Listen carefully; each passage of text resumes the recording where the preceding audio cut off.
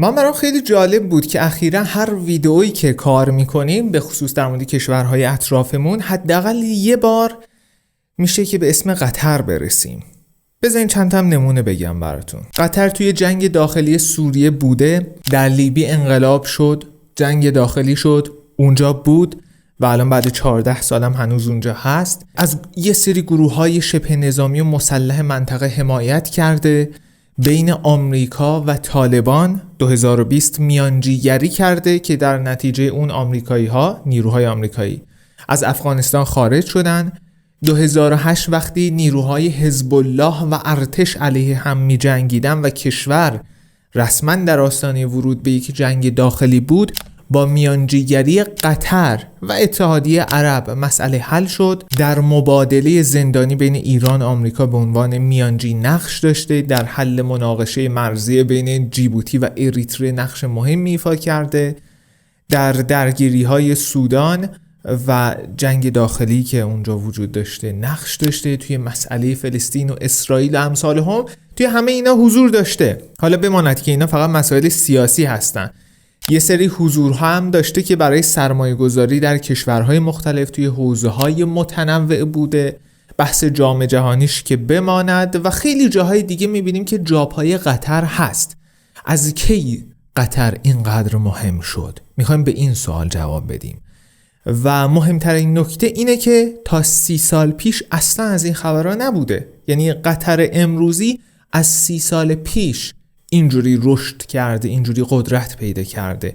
ببینیم 30 سال پیش چی شده. 30 سال پیش پسری علیه پدر پادشاهش کودتا میکنه و خودش میشه پادشاه قطر، یا به قول خودشون امیر قطر. خب حتما پدرش بیکفایت بوده دیگه، نالایق و فاسد بوده که پسرش همچین کاری کرده دیگه ها؟ نه، اتفاقا پدرش آدم خوبی هم بوده، در بهبود اوضاع و شرایط اقتصادی قطر خیلی کار کرده. پس مشکل پسر چی بود که پدرش رو با کودتا کنار زد؟ داخل پرانتز به این مسئله هم اشاره بکنم که چون اسامی این آدم ها خیلی طولانیه، مثلا حمد بن خلیفه بن آل ثانی، من دیگه فقط اسم کوچیکشون رو اشاره میکنم. اسم پدر خلیفه بوده، اسم پسره اونی که کودتا کرد حمد و اسم پسر اون تمیم هست. باور پسر این بود که این سیستم و شیوه مدیریتی که ما برای مملکتمون داریم و همچنین این وابستگی که به عربستان سعودی داریم و این که از خودمون استقلالی نداریم باید عوض بشه. یعنی چی؟ یعنی کشوری مثل قطر که 1970 استقلال پیدا کرده به خاطر جمعیت کم، به خاطر توان نظامی محدود، به خاطر نداشتن سیاست خارجی مستقل وابسته به عربستانه. عربستان هم خودش رو رهبر جهان عرب به خصوص کشورهای عضو شورای همکاری خلیج فارس و مسلمانان به خصوص مسلمانان اهل سنت معرفی می‌کرده. خاندان سلطنتی قطر که میشه همون خاندان آل ثانی از لحاظ مشروعیت نیاز به حمایت عربستان داشتن. یعنی عربستان در قطر نفوذ سیاسی و مذهبی داره. در مقابل این مشروعیتی که به آل ثانی میده، اونا هم باید از سیاست‌های عربستان پیروی بکنن. رسانه‌های قطر هم تحت تاثیر رسانه‌های عربستان بودن، همراستا با اون رسانه‌ها بودن. خیلی از کالاهای مصرفی و مواد غذایی و نیروی کار قطر هم از عربستان تأمین می شده. قطر هم مثل عربستان یک کشور پیرو مکتب وهابیت سلفی بود و روحانیون و مفتیان قطری به نهادهای دینی عربستان وصل بودند و خیلی موارد دیگه رو میتونیم لیست بکنیم که خلاصه اینها این میشه که عربستان تسلط خیلی زیادی و نفوذ خیلی زیادی در قطر داشته و قطر وابسته به عربستان بوده. اینا توی مسائل داخلی هم مشکل داشتن. یعنی اداره امور کشور و مسائل داخلی به این شکل بوده که یکی خود همه آقای خلیفه بوده به عنوان امیر قطر با اعضای خانواده و یه سری از فک و فامیلا. کل قدرت در دستان این چند نفر محدود شده بود. مثلا همین پسری که کودتا میکنه آقای حمد که نمیدونم همون حامد میشه یا چی، پدرش مسائل اقتصادی و نظامی کل کشور رو سپرده به این پسر. یعنی دو تا حوزه کاملا متفاوت و جدا از هم دست یه نفره. اما باور پسر این بود که این شرایط، حالا چه نحوه مدیریت مملکت، چه نوع وابستگی که به عربستان دارن، نمیتونه آینده خوب و پیشرفت برای قطر بیاره. پدر دنبال یه سیستم بسته محافظه‌کارانه سنتی هست که با پول نفت و گاز داره حالا میگذرونه، ولی پسر دنبال تجدد، تنوع، تغییر، رهایی، دنبال استقلال، دنبال پیشرفته. و احساس میکنم این بارزترین و ملموسترین نوع جدالی است که حتی خودمونم برامون پیش اومده یا در اطرافیانمون میبینیم که بین پدرها و پسرها همیشه از این سبک و از این جنس جدالها وجود داره. و تو این سناریو هم نه پسر آدم بدیه نه پدر آدم بدیه، هر کدومشون اصرار دارن مسیری ادامه پیدا بکنه یا مسیری ساخته بشه که فکر میکنم مصلحت در همون هست و راه حل دیگری اشتباهه. 1995 که شاید بتونیم بگیم همون روزی بوده که قطر امروزی زاده شد، این پسر کودتا میکنه. یک کودتای بدون خونریزی که پدر کنار گذاشته میشه و پسر امیر قطر میشه 30 سال پیش. و خیلی جالبه به اینم اشاره بکنیم که 12 سال پیش، یعنی 2013، ایشون خودش کنار میره که پسرش تمیم امیر قطر بشه. کاری به این ندارم که این سیستم انتقال قدرت به صورت موروثی از پدر به پسر در جهان امروزی چقدر کار درستیه یا اشتباهه یا اصلا قابل توجیه هست یا نه، یا منسوخ شده هست. اما نکته‌ای که میخوام رو اون تاکید بکنم اینه که با توجه به کاری که با پدرش کرد این آدم و برای پسرش کرد، این نشون میده که این آدم باور داشته که اون کسی که در رأس قدرت باید قرار بگیره باید ذهن جوان و بروزی داشته باشه که بتونه با جهان امروز همراه بشه. و یعنی 12 سال پیش این آقا 61 سالش بوده، این نمیتونست همچنان توی قدرت بمونه؟ قطعا میتونست. پس این شخصی که 1995 سر کار اومده، رویه‌ای که قرار هست دنبال کنه به هیچ عنوان باب میلی کسانی نیست که سابقا قطر به اونا وابسته بوده. پس تصمیم بر این میشه که توی یک کودتا پسر رو ساقط بکنن و دوباره پدر رو برگردونن.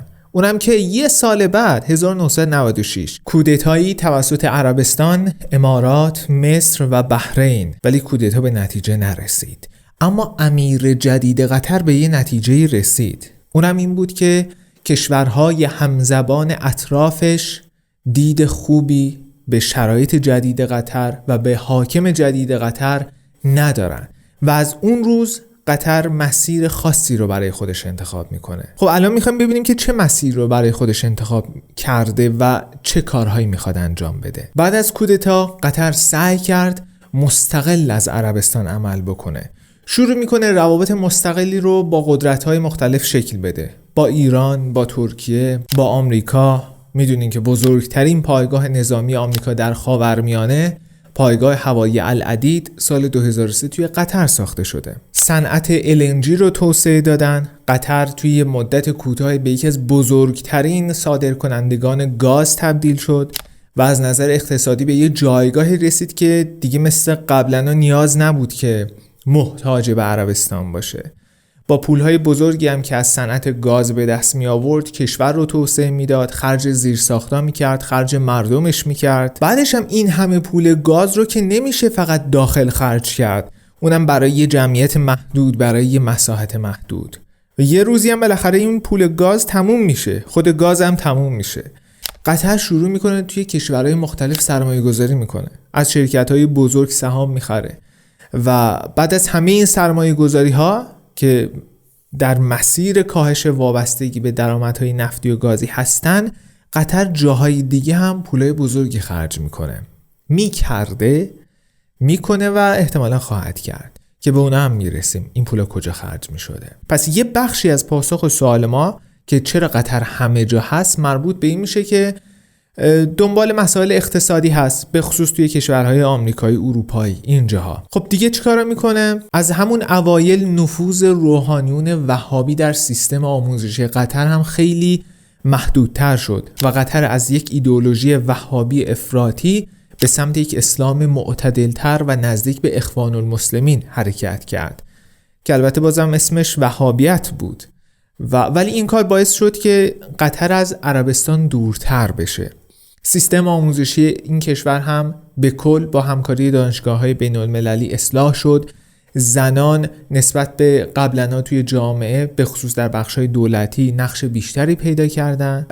ولی همه این کاری که انجام داد یه طرف، یه کار خیلی مهمتری هم انجام داد که قبل از این که به اون برسیم من یه نکته رو بگم. این که گفتیم از وهابیت یه کوچولو دورتر شد و نزدیک به اخوان المسلمین شد، منظورم این نیست که اخوان المسلمین ایدئال ترین حالتی هست که قطر موفق شده به اون برسه. منظورم این هست که یه قضیه‌ای در مورد اخوان المسلمین وجود داره که خیلی مهمه، در ادامه قرار به اون برسیم، به خاطر همین به اخوان المسلمین اشاره کردم.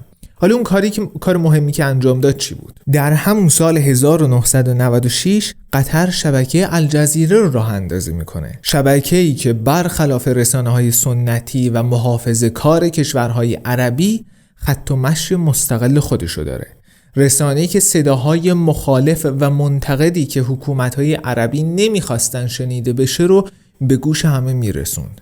یا اخباری که در خیلی از کشورهای باز عربی محافظه‌کار با سانسور پخش می‌شدن رو نشون میداد، پوشش میداد که خب مشخصه این کشورها نظر خیلی بدی نسبت به الجزیره داشتن و حتی پوشش اخباری که توی غرب یه جور تعریف میشد توی شرق یه جور دیگه‌ای تعریف میشد، مثل مسئله اسرائیل و فلسطین که خود این روایت متفاوت جدا از درستی غلط بودنش اعتبار میداد به الجزیره، به خصوص توی شرق خاورمیانه. حالا در یک ویدیو جدا و مختص به الجزیره باید بررسی بشه که آیا واقعا عملکرد الجزیره صرفاً در راستای دسترسی همه مردم به اطلاعات درست و به صورت بی‌طرفانه بوده یا نه برای یه سری اهداف مد نظر قطر به صورت جانبدارانه بوده یا نه. اینا رو میتونیم بعداً بررسی بکنیم. نکته مهم اینه که یکی از گروه‌های منتقد حکومت‌های عربی به خصوص عربستان اخوان المسلمین بود که الجزیره به اونا هم تریبون میداد که صداشون رو به گوش همه برسونن. حالا اینجا هم چند تا سوال مهم پیش میاد. قضیه اخوان المسلمین چیه؟ اینا از کجا پیداشون شد؟ اخوان المسلمین چرا منتقد حکومت‌های عربی منطقه مثل عربستان سعودی بودن و قطر چرا داشت ازشون حمایت میکرد؟ اینجا لازمه که برای شفاف شدن مسائل یه چند دقیقه‌ای در مورد اخوان المسلمین و عربستان و وهابیت صحبت بکنیم. در مورد اخوان المسلمین و وهابیت فرق‌ها و شباهت‌ها و هرچه که هست بعدا میشه در ویدیو جداگانه‌ای صحبت کرد، ولی خلاصه بگیم داستان از این قراره که عربستان در ابتدا رابطه خیلی خوبی با اخوانی‌ها داشته. یعنی در دهه‌های 50 و 60 که عربستان سعودی با اخوانی‌ها نگران گسترش سوسیالیسم و ناصریسم و اینجور ایدئولوژی ها توی منطقه بودن. هر دو دشمن مشترکشون ناصر بود و این باعث شده بود که رابطه خوبی با هم داشته باشن. این رابطه خوبم به این معنی هست که عربستان از اونها حمایت سیاسی میکرده، حمایت مالی میکرده و در اون دورانی که اخوانی ها در مصر سرکوب میشدن، زندانی میشدن و خیلی شرایط بدی داشتن، عربستان به اونا پناه میداد. یعنی اونا میرفتن عربستان و در اون سالها خیلیشون هم تونستن وارد نظام آموزشی و مذهبی عربستان بشن. خب پس خلاصه صحبت هامون تا اینجا این شد که در آغاز رابطه اخوانی ها و عربستان خوب بوده و خوب بودن به این معنی که عربستان داشته از اونها بر علیه مصر استفاده ابزاری میکرده. اما خب چی شد که رابطهشون بد شد؟ اخوانی ها از انقلاب اسلامی ایران و تمام جنبش‌های اسلامگرایی که مخالف نظام‌های سلطنتی بودن حمایت می‌کرد که این شامل عربستان هم میشد، شامل کویت هم میشد، شامل بحرین و امارات و این کشورها هم میشد. بعد اون بخشی از اخوانی هم که در سیستم آموزشی و مذهبی عربستان نقش داشتن تدریجاً وهابیت رو زیر سوال می‌بردن، اندیشه‌های اخوانی رو ترویج می‌دادن، ساختار پادشاهی سعودی رو نقد می‌کردن. این یه مورد. بعد سال 1991 وقتی که صدام به کویت حمله کرد، عربستان به نیروهای آمریکایی و ائتلاف بین المللی اجازه داد که از خاک عربستان برای عملیاتشون استفاده بکنن، که از دیدگاه اخوانی ها این مسئله نقض اصول اسلامی و ضعف سلطنت بود. یعنی عربستان برای حل این مشکل به جای تکیه بر مسلمانان کشورهای منطقه از غرب کمک خواسته بودند. اخوانی ها مخالف حضور غربی ها توی منطقه بودن، به خاطر همین طرف صدام رو گرفتن. و حتی از اونجایی که اخوانی ها گفتیم مخالف نظام های سلطنتی بودن و میگفتن اینا غیر شرعی و غیر مردمی هستن، باورشون این بود که الان اگر صدام به کویت حمله کرده، اگر این نظام سلطنتی کویت ساقط بشه، این مسئله در راستای اهداف ماست. پس حمایت اخوانی ها از صدام نه به خاطر این بوده که بگیم صدام رو دوست داشتن یا مثلا صدام اخوانی بوده، نه، به خاطر اینکه اون کاری میکرد که اینا احساس میکردن در راستای اهداف ما هست. در کل موضع گیری هایی که اخوانی ها از خودشون در این بازه زمانی نشون دادن باعث بدبینی کشورهای حاشیه خلیج فارس، کشورهای عربی نسبت به اخوان المسلمین شد و این دوره میشه آغاز کدورت روابط بین اخوان المسلمین و همین کشورهای سلطنتی که اخوان رو به عنوان یک تهدید برای پادشاهی میدیدن و دیگه مثل سابق هم نه ناصری بود نه سوسیالیسمی در کشورهای عربی میخواست ترویج پیدا کنه. یعنی هدف مشترکی بین اخوانی ها و این کشورهای عربی به خصوص سعودی ها وجود نداشت. این یعنی دیگه همه چی تمومه. حالا همین اخوانی های طرد شده رو قطری که تازه کودتا کرده و دنبال استقلال هست به آغوش میکشه. قطری که خودش هم نظام سلطنتی داره، خودش هم وهابی هست، سیستم آموزشیشو هم غربی ها اصلاح کردن، یعنی شاید هم یه سیستم غربی داره، سیستم آموزشی غربی. ولی بحث حمایت قطر از اخوانی ها که شد، اخوانی ها هیچ مشکلی با این مسائل نداشتن. حتی 2003 که آمریکایی ها در پایگاه العدید مستقر شدن، بازم اخوانی ها چیزی نگفتن، در حالی که توی نسخه عربستان آمریکا اومد اونجا، اخوانی ها معترض شدن، چون الان فقط یه دونه قطر براشون مونده بود و به حمایتش نیاز داشتن، به خاطر همین ساختن، چیزی هم نگفتن. همونطوری که قبلا هم با عربستان ساختن، عربستان پادشاهی و وهابی که قرار بود با ناصر بجنگه، هدف مشترک داشتن. البته به این نکته هم مجدد میخوام اشاره بکنم که وهابیتی که توی قطر بوده با جنس وهابیتی که توی عربستان بوده فرق میکرده و خیلی حالت بازتر و متعادل تری داشته، که این خودش مهمترین دلیلی بود که اخوان المسلمین در قطر استقبال بیشتری نسبت به عربستان امارات داشتن.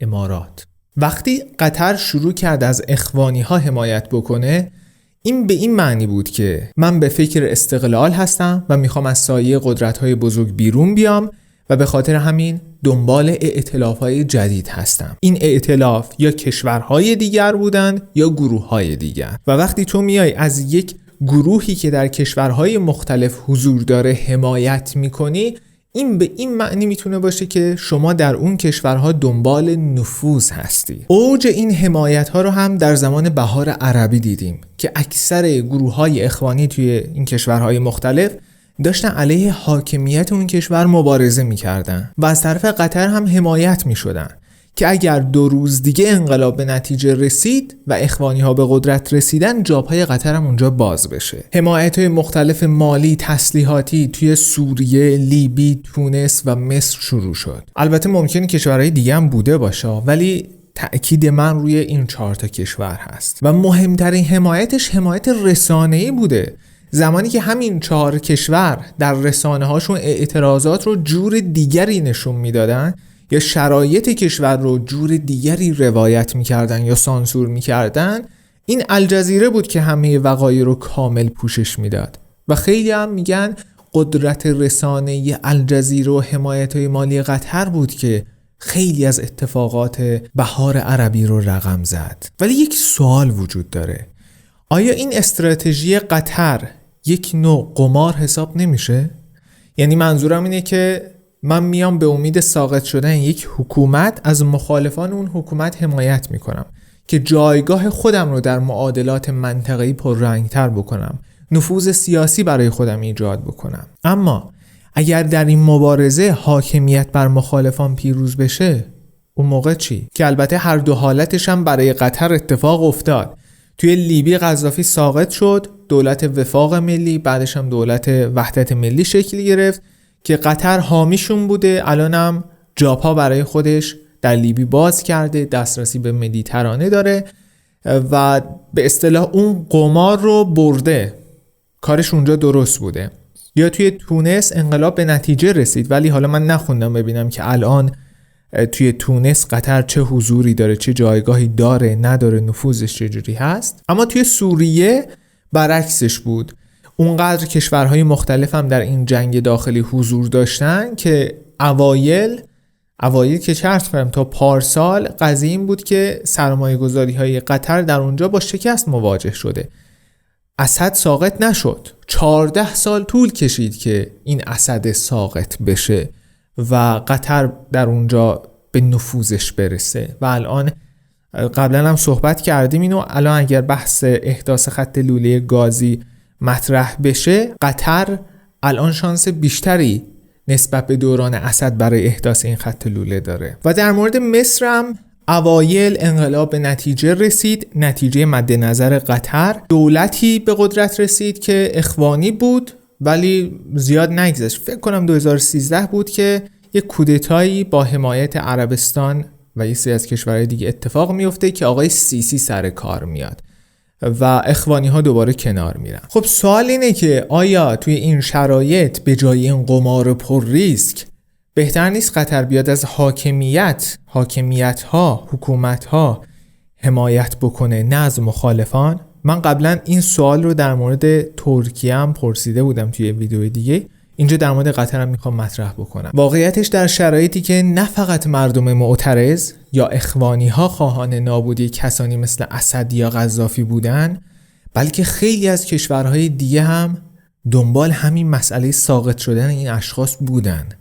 توی این شرایط اگر قطر بیاد از حاکمیت یا حاکمیت ها حمایت بکنه، وجهه بین المللی منفی برای خودش ایجاد میکنه، بین مردم اون کشورها منفور میشه. و همچنین تو شرایطی که با حمایت قطر حاکمیت بر معترضان پیروز بشه، هیچ تضمینی وجود نداره که فردا پس فردا قذافی یا اسدی یا امثالهم پذیرای نفوذ قطر در کشورشون باشن. یعنی خرشون که از پل بگذره شاید قطر رو فراموش بکنن.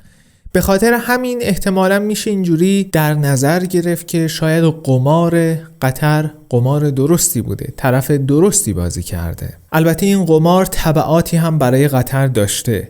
مسیری که قطر در پیش گرفته بود باعث شد که از طرف کشورهای عربی حاشیه خلیج فارس تحریم و طرد بشه، با این ادعا که آقا شما حامی تروریسم و ترویج ایدئولوژی اخوان المسلمین هستی. اومدن مسیرهای آبی، هوایی و زمینی رو به روی قطر بستن و برای شرط گذاشتن که اگر میخوای تحریم‌ها و فشارها برداشته بشه، الجزیره رو کامل کنسل کن، بذار کنار، با ایران رابطت رو قطع کن و دیگه از اخوانی‌ها حمایت نکن. قطر هم به هیچ عنوان قبول نمیکنه، باج نمیده و همچنان به اون سیاست استقلال و مستقل بودن خودش پایبند میمونه. و اتفاقا این باعث شد که از 2017 به بعد این کشور که درگیر تحریم ها شد، رابطه خودش رو با ایران و ترکیه هم خیلی بهتر از قبل بکنه. و واقعیتش در طول این سالها قطر از طریق رسانه چنان وجهی از خودش ساخته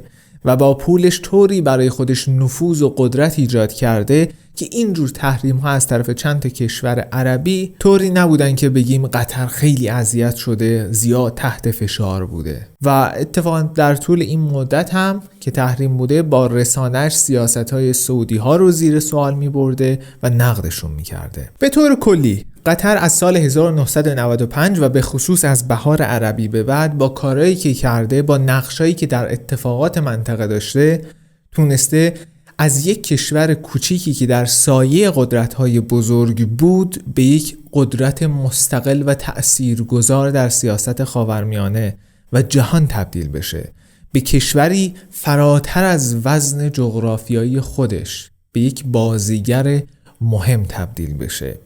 و اگه بخوایم توی چند تا کلمه این موفقیت رو که چجوری حاصل شده رو خلاصه بکنیم، میگیم پول گاز، قدرت دیپلماسی نرم، قدرت استفاده از ایدئولوژی، رسانه و همه اینها در کنار ذهن جوان و پویای رهبران اون کشور.